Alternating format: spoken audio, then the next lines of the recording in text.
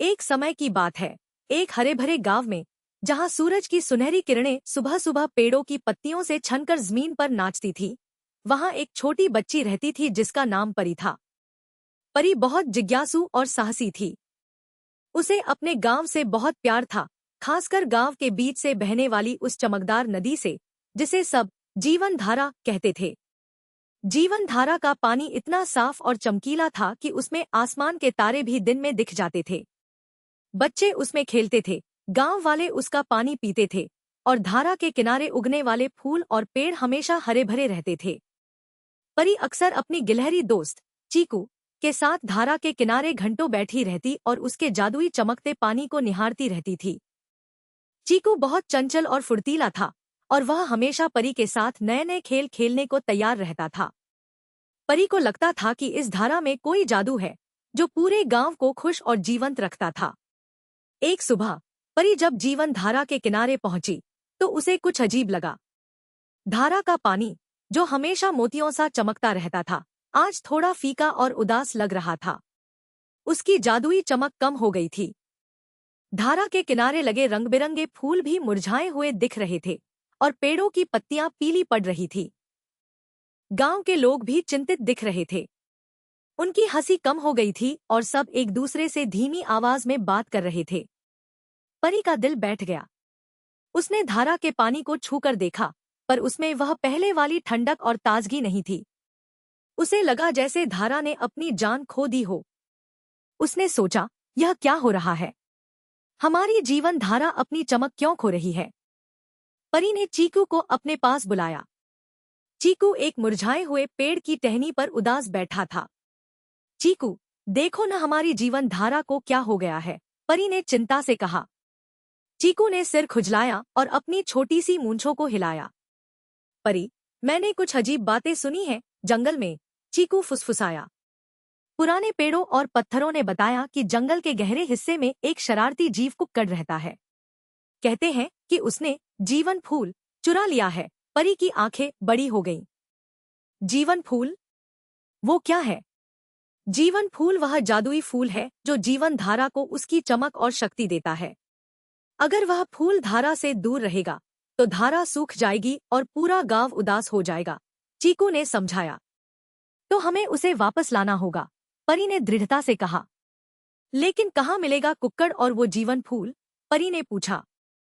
चीकू ने अपनी छोटी छोटी आंखें चमकाईं। हमें वन देवी की मदद लेनी होगी। वह जंगल की रक्षक हैं और सब कुछ जानती हैं। उनका घर जंगल के सबसे पुराने ओक के पेड़ के पास है। परी को लगा कि यह एक बड़ा और महत्वपूर्ण काम है। उसने मन ही मन ठान लिया कि वह अपनी प्यारी जीवन धारा को वापस उसकी चमक दिलाकर रहेगी। दोनों ने मिलकर अपनी यात्रा शुरू की। वे जंगल के उस हिस्से की ओर चल पड़े जहां सूरज की किरणें भी मुश्किल से पहुंच पाती थी, और पेड़ों की जड़ें आपस में गुथी हुई एक रहस्यमय रास्ता बनाती थी। हवा में मिट्टी और पुरानी पत्तियों की खुशबू थी, और कहीं कहीं से अजीबोगरीब आवाजें आ रही थीं। लेकिन परी और चीकू बिना डरे आगे बढ़ते रहे। कुछ देर चलने के बाद वे एक बहुत पुराने और विशाल ओक के पेड़ के पास पहुंचे। पेड़ इतना बड़ा था कि उसकी शाखाएं आसमान को छूती हुई लगती थी। पेड़ के तने में एक छोटी सी गुफा थी, और वहीं बैठी थी वन देवी। वन देवी बहुत शांत और दयालु दिख रही थी, लेकिन उनके चेहरे पर उदासी थी।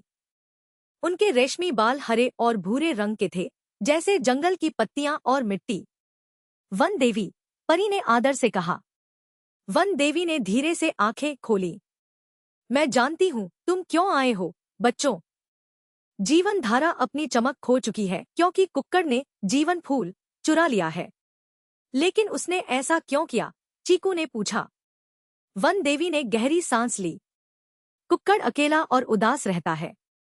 उसे लगता है कि कोई उससे प्यार नहीं करता, इसलिए उसने फूल चुरा लिया, यह सोचकर कि अगर सबके पास खुशी नहीं होगी तो उसे भी अपनी उदासी इतनी नहीं खलेगी। परी को कुक्कड़ पर दया आई। हमें उसे समझाना होगा, परी ने कहा। लेकिन कुक्कड़ तक पहुंचना आसान नहीं है। उसके रास्ते में कई चुनौतियां हैं। तुम्हें साहस और समझदारी से काम लेना होगा। वन देवी ने उन्हें एक चमकीला धागा दिया। यह धागा तुम्हें सही रास्ता दिखाएगा। परी और चीकू ने वन देवी का धन्यवाद किया और धागे के पीछे पीछे चलने लगे। धागा उन्हें एक घनी झाड़ी के पास ले गया, जहां से आगे जाने का कोई रास्ता नहीं दिख रहा था। तभी झाड़ियों में से एक पत्ती हिली और एक धीमी फुसफुसाती आवाज आई, कौन है जो मेरे रास्ते में आ रहा है? मैं फुसफुसाती बेल हूं। जो झूठ बोलेगा उसे आगे नहीं जाने दूंगी।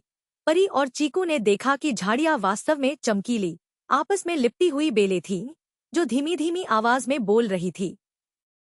हमें जीवन फूल को वापस लाना है, परी ने साहस से कहा। हमारा इरादा नेक है। क्या तुम कभी किसी से झूठ बोले हो? बेल ने पूछा। परी ने कुछ सोचा।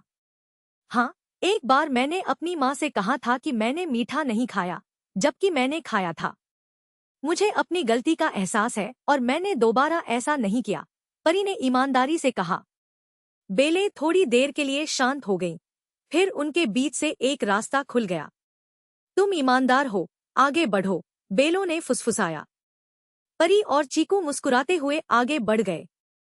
फुसफुसाती बेलों से आगे बढ़ने के बाद धागा उन्हें एक खुली जगह पर ले गया, जहां जमीन पर बड़े बड़े काई लगे पत्थर पड़े थे।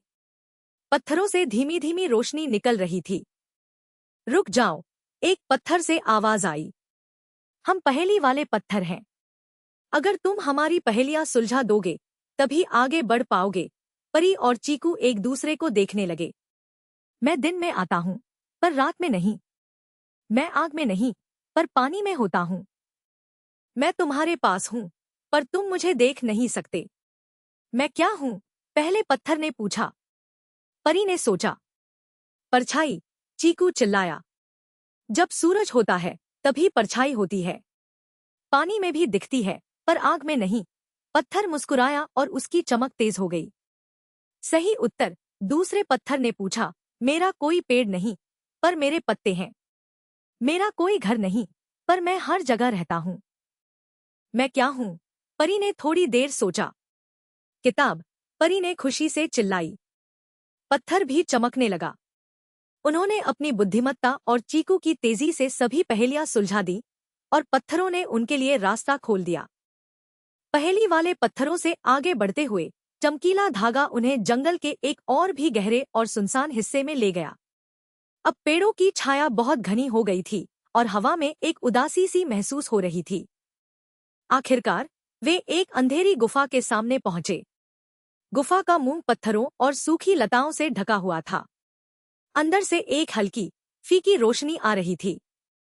परी और चीकू ने एक दूसरे की ओर देखा। यही है कुक्कड़, चीकू ने फुसफुसाया। परी ने हिम्मत जुटाई और गुफा के अंदर कदम रखा। गुफा के अंदर कुक्कड़ एक कोने में बैठा था। उसके बाल बिखरे हुए थे और उसकी आंखें लाल थीं। उसके हाथ में एक फूल था जो कभी चमकता रहा होगा, पर अब मुरझाया हुआ और उदास दिख रहा था। वह फूल ही जीवन फूल था। कुक्कड़ ने उन्हें देखा और गुर्राया। तुम यहाँ क्या कर रहे हो? चले जाओ। कुक्कड़, हम तुम्हारी मदद करने आए हैं, परी ने धीरे से कहा। कुक्कड़ ने हैरानी से देखा। मदद? कोई मेरी मदद नहीं करता। सब मुझे अकेला छोड़ देते हैं। उसकी आवाज में बहुत दर्द था। तुमने जीवन फूल क्यों चुराया? कुक्कड़, चीकू ने पूछा। कुक्कड़ ने सिर झुका लिया। मैं अकेला हूं। कोई मुझसे बात नहीं करता, कोई मेरे साथ खेलता नहीं। मुझे लगा अगर मैं यह फूल ले लूंगा तो सब मेरी तरह उदास हो जाएंगे और तब मुझे अकेलापन महसूस नहीं होगा। परी को उसकी बात सुनकर बहुत बुरा लगा। कुक्कड़, ऐसा करने से कोई खुश नहीं होगा। तुम्हारी उदासी से पूरे गांव की खुशी चली गई है। देखो, जीवन धारा कैसी हो गई है और फूल पत्ते कैसे मुरझा गए हैं। परी ने अपनी बात जारी रखी। हम समझते हैं कि तुम अकेला महसूस करते हो, लेकिन यह सही तरीका नहीं है। अगर तुम यह फूल वापस दे दो तो हम तुम्हारे दोस्त बन सकते हैं। चीकू ने अपनी थैली से कुछ अखरोट निकाले और कुक्कड़ की ओर बढ़ा दिए। देखो, हमारे पास तुम्हारे लिए अखरोट हैं। हम तुम्हारे दोस्त बनना चाहते हैं। कुक्कड़ ने अखरोट देखे और उसकी आंखों में थोड़ी चमक आई। वह सोचने लगा। परी और चीकू की बातें सुनकर और उनका प्यार देखकर कुक्कड़ का दिल पिघल गया। उसने कभी नहीं सोचा था कि कोई उसकी उदासी को समझेगा और उसे दोस्त बनाना चाहेगा। उसने मुरझाए हुए जीवन फूल को परी की ओर बढ़ाया। मुझे माफ कर दो, कुक्कड़ ने फुसफुसाया। मैं नहीं जानता था कि इससे इतनी परेशानी होगी। मुझे बस अकेलापन महसूस हो रहा था। परी ने धीरे से जीवन फूल लिया। जैसे ही परी ने उसे छुआ, फूल में एक हल्की सी चमक लौट आई। कुक्कड़ के चेहरे पर एक उदास मुस्कान थी, पर अब उसमें थोड़ी राहत भी थी। हमें तुम्हें देखकर खुशी हुई, कुक्कड़। अब चलो, इस फूल को इसकी सही जगह पर पहुंचा दें, परी ने कहा। कुक्कड़ पहली बार थोड़ा मुस्कुराया। वे तीनों, परी, चीकू और कुक्कड़, जीवन फूल को लेकर वापस जीवन धारा की ओर भागे। जैसे ही वे गांव के पास पहुंचे, जीवन धारा का पानी पहले से कहीं ज्यादा तेजी से बहने लगा और उसकी चमक बढ़ने लगी। परी ने ध्यान से जीवन फूल को धारा के बीच में बने एक छोटे से पत्थर पर रख दिया। जैसे ही फूल ने पानी को छुआ, एक जादुई रोशनी पूरे गांव में फैल गई। धारा का पानी फिर से मोतियों सा चमकने लगा और उससे इतनी तेजी से प्रकाश निकल रहा था कि पूरा गांव नहा उठा। मुरझाए हुए फूल खिल उठे, पेड़ों की पत्तियां फिर से हरी भरी हो गईं और हवा ताजी और खुशबूदार हो गई। गांव के लोग बाहर निकल आए, उनकी आंखों में खुशी के आंसू थे। उन्होंने देखा कि जीवन धारा फिर से पहले जैसी हो गई है, बल्कि उससे भी ज्यादा सुंदर और चमकदार। पूरा गांव खुशी से झूम उठा। बच्चे हंसने लगे और बड़े बूढ़े नाचने लगे। उन्होंने जीवन धारा के ठीक होने का जश्न मनाया। कुक्कड़, जो पहले डरकर एक कोने में खड़ा था, अब मुस्कुरा रहा था। बच्चों ने उसे देखा और हैरानी से पूछा, यह कौन है? परी ने समझाया, यह कुक्कड़ है। इसने हमारी मदद की है। कुक्कड़ ने शर्माते हुए सिर हिलाया। वन देवी भी वहां आईं और मुस्कुराईं। उन्होंने कुक्कड़ की पीठ थपथपाई। अब तुम अकेले नहीं हो, कुक्कड़। कुक्कड़ ने अपनी पुरानी गुफा छोड़ दी और जीवन धारा के किनारे ही अपना एक छोटा सा घर बना लिया। वह अब अकेला नहीं था। वह धारा का नया रखवाला बन गया और अक्सर परी और चीकू के साथ खेलता रहता था। उसने धारा के आसपास नए फूल लगाए और पानी को हमेशा साफ रखा। परी ने अपनी इस साहसिक यात्रा से बहुत कुछ सीखा। उसने समझा कि कभी-कभी जो लोग शरारती या उदास दिखते हैं, वे वास्तव में बस प्यार और दोस्ती चाहते हैं। दयालुता और समझदारी से हर समस्या का समाधान मिल सकता है। कुक्कड़ अब जीवन धारा का सबसे प्यारा हिस्सा था और उसकी चमक पहले से ज्यादा थी क्योंकि उसमें दोस्ती और दयालुता का जादू भी मिल गया था। परी, चीकू और कुक्कड़ हर शाम जीवन धारा के किनारे मिलते और अपनी कहानियां साझा करते। गांव में खुशहाली लौट आई थी और यह सब एक छोटी सी परी के साहस, उसकी गिलहरी दोस्त की बुद्धिमत्ता और एक अकेले कुक्कड़ की बदली हुई भावना के कारण हुआ था। उन्होंने साबित कर दिया था कि सच्ची दोस्ती और दूसरों की भावनाओं को समझना दुनिया को एक बेहतर जगह बना सकता है। अगर आपको यह कहानी पसंद आई हो, तो इसे लाइक करें, शेयर करें और हमारे चैनल को सब्सक्राइब करना न भूलें। धन्यवाद।